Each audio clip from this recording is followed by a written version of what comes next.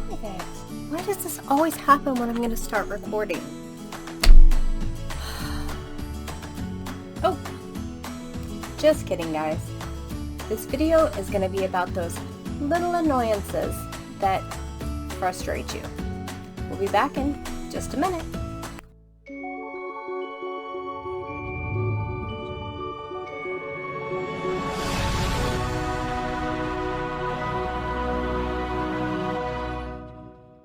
Welcome back, you guys.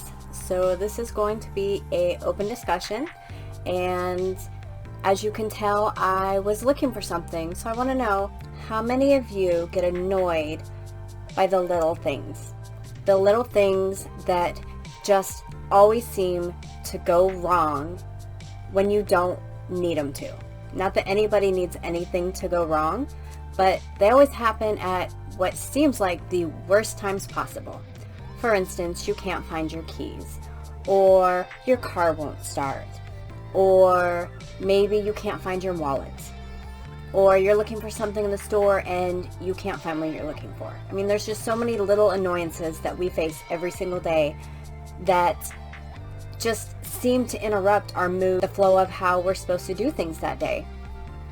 What if I told you that these are ways that God will protect you?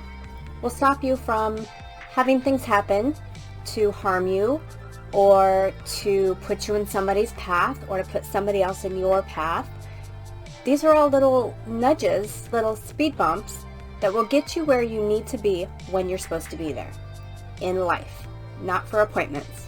It's not what I'm talking about.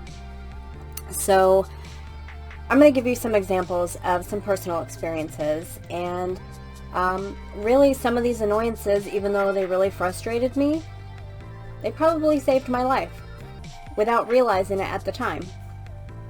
So for instance, how many times have you guys not found your keys? You're trying to get somewhere on time and you've looked everywhere and you've tore the whole house apart and you've dumped out your purses, or you've looked on your nightstand and you just cannot find your keys anywhere so you can get where you're going.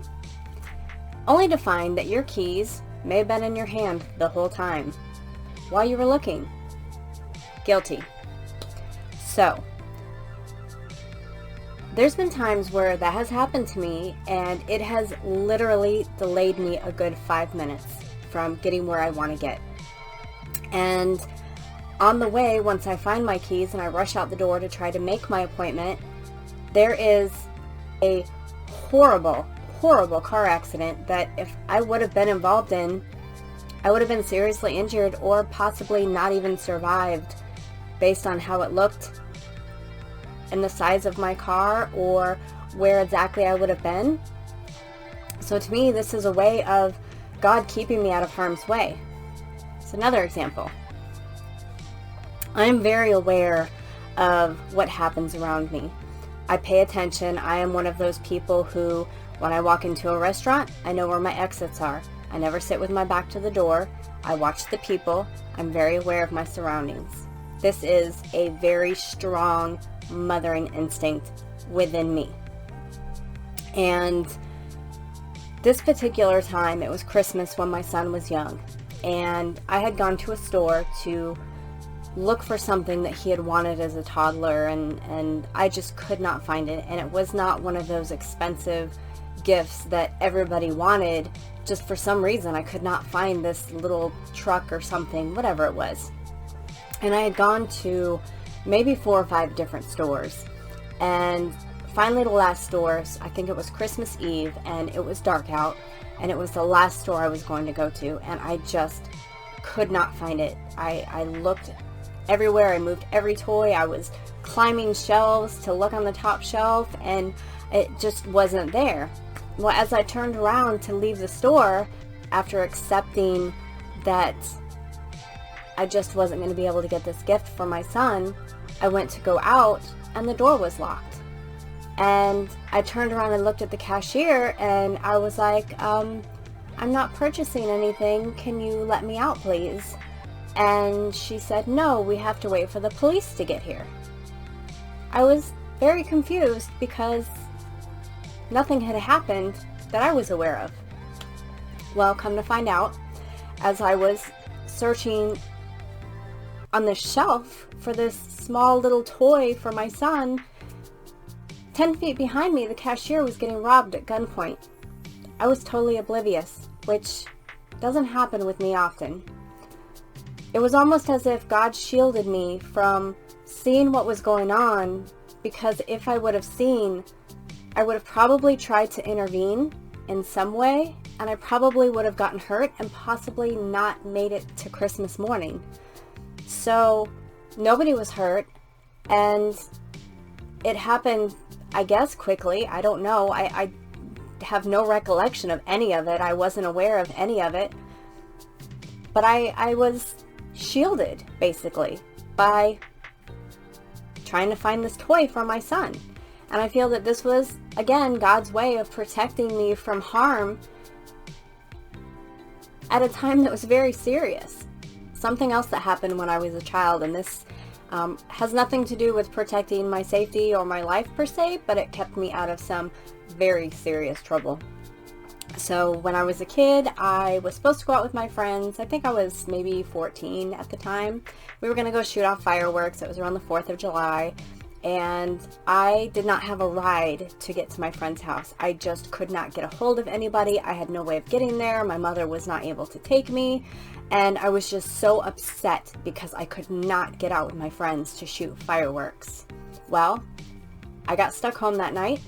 I ended up moping for the rest of the night, only to find out the next day that my friends actually lit somebody's house on fire with a firework by shooting them into their windows. So I'm grateful that I did not have a ride that night, because they got in some serious trouble with the law, and my record is still clean. So it's not always ways to give you speed bumps to protect you from safety. It may be to keep you from being somewhere that you shouldn't be at a specific time, to keep you out of trouble. Maybe you are put somewhere for a purpose for somebody else's benefit. So have you ever gone to the grocery store and you were trying to get a few groceries, and the person in front of you seemed like they were just taking forever? And this is, again, personal experience. I'm just being patient because I try to work on my patience. That is something that I really try hard to work on because I used to not have any. So as I'm sitting there and I'm watching, I'm admiring this little girl holding this big watermelon, and this, what looked like a single dad, had a carton of milk and some bread, some staple foods. And I think his bill might have been $12. He went to pay for it and his card was declined. And he was leaving all of his food there except for the gallon of milk. And this little girl was so heartbroken that she could not have this watermelon. Well, I feel like I was put there for a reason. This is not a store that I would normally go to. I just happened to see it and I knew I needed to get a couple things and I stopped there. I think I've been there twice in the last 7 years that I've been here. So I feel like I was put there because I purchased their food, and the smile on that little girl's face was worth it. Just $12 was worth making this family's day that was struggling. These are other ways that I feel God might put you in places at certain times, not just to help you, but so you can help other people.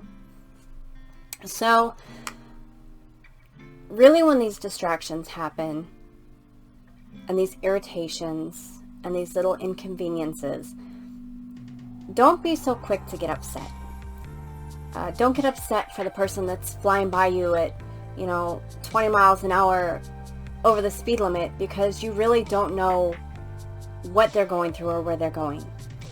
Maybe they're trying to get to the hospital to see somebody.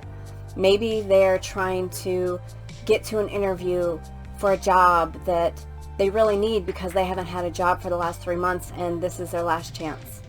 Maybe they're trying to get to a family member that needs help right there, right then. You don't ever know what anyone is going through. Even if somebody is having a bad day and they're short with you, or they just are really nasty, it's not usually personal. It's usually something going on in their personal life, especially right now with everything going on in the world.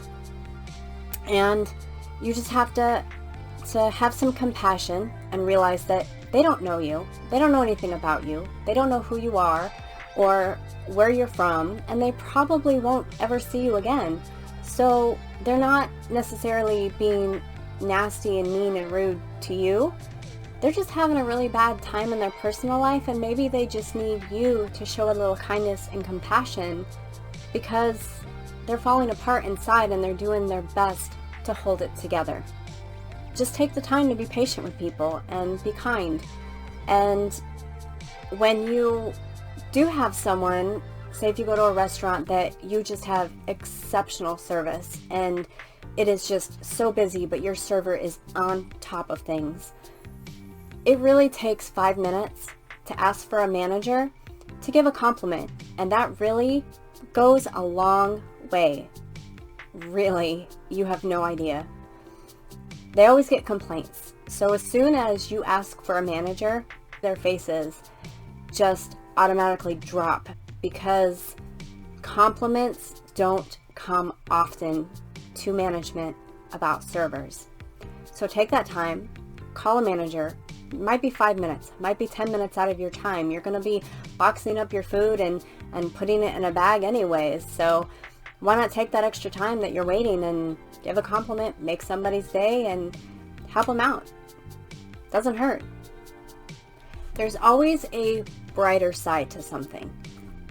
And I know some things don't seem like it right away, but there truly is always a brighter side and a positive outlook to something that could be very negative. Let's say you're waiting for a check to come in the mail and you have been waiting for weeks and they keep saying that they have sent it and you have not gotten it, and there is something that you absolutely want to go buy right away and you want this check to go buy it. And you're getting frustrated because it's not coming and it's not there, and you go out every day and you check the mail and it's still not there. And you've made numerous phone calls to bother these people that say that they were sending it or that they did send it because you haven't gotten it. And then an emergency comes up. You blow a tire. Let's say you blow a tire. And that day that you blow the tire is when that check comes. So maybe, just maybe, that check was delayed because God made it come slower to you because He knew that you were going to need this money for an emergency expense that you would not have been able to afford, instead of going and buying something that you really wanted. That happens quite often. So realize there's positive to everything that annoys you, or there's another way to look at it so that it doesn't annoy you. So really this message is just to have you all stop and think about these little annoyances and irritations that come to you, that there might be another reason for them, a brighter outlook of why you're experiencing them, or maybe you're supposed to be somewhere at a certain time or not supposed to be somewhere at a certain time. One thing that I do want to say, this is something that makes me chuckle every time I hear it. How many times has somebody told you, you find whatever you're looking for in the last place that you look? Think about that. If you find the item that you're looking for, of course it's going to be in the last place that you look, because you're not going to keep looking for it.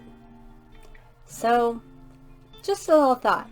Every time you hear that, think about it and just chuckle to yourself. Because a lot of people don't realize that. They always think, oh yeah, that's true. It is always the last place that I look. Well, of course, silly, because you're not going to keep looking for it. So, anyway, that was all this video was about. Think about the positive side. Think about what dangers you're staying out of and whose lives you're being put into, or who's being put into your life because of a small, minute annoyance. That's all I have to say, guys. I hope you enjoyed this video. If you did, like, subscribe, comment, notifications, the bell, whatever. Share, sure. But come back. I enjoy these chats and these down-to-earth talks. So I hope you have a blessed day and talk to you later. Bye, y'all.